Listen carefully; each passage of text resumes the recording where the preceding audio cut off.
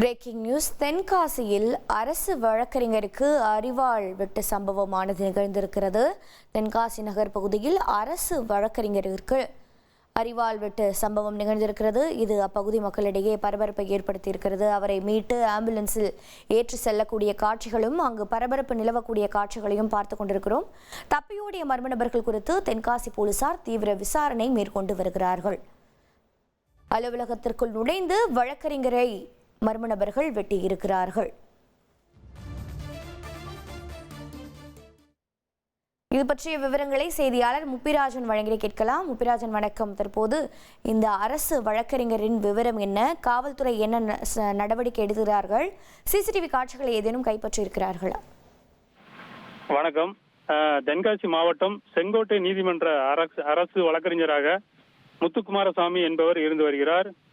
இவர் தென்காசி நகர் பகுதியான நடுபல்க் சிக்னல் அருகே அலுவலகம் நடத்தி வருகிறார். இந்த நிலையில் இவர் பிற்பகல் தனது அலுவலக பணியை மேற்கொண்டு இருந்த பொழுது அலுவலகத்திற்கு உள்ளே பயங்கர ஆயுதத்துடன் அத்துமீறி 2 மர்ம நபர்கள் நுழைந்து அவர் மீது சரமாரியாக கொலைவெறி தாக்குதல் நடத்தியுள்ளனர்.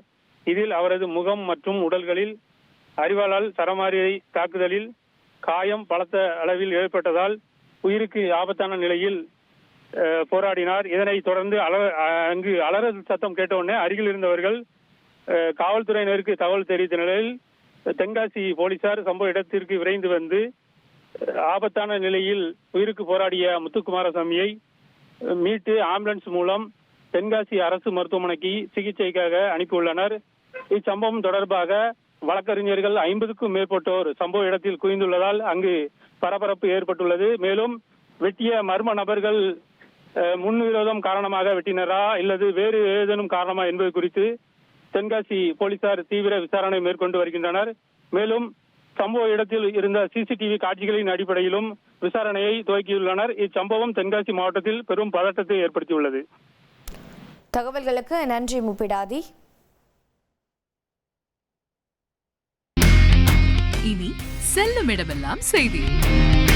தந்தை டிவியின் வாட்ஸ்அப் சேனலை ஃபாலோ பண்ணினா செல்லருக்கும் இடமெல்லாம் செய்தி. இதோ QR கோட் இப்பவே ஸ்கேன் பண்ணுங்க, ஃபாலோ பண்ணுங்க.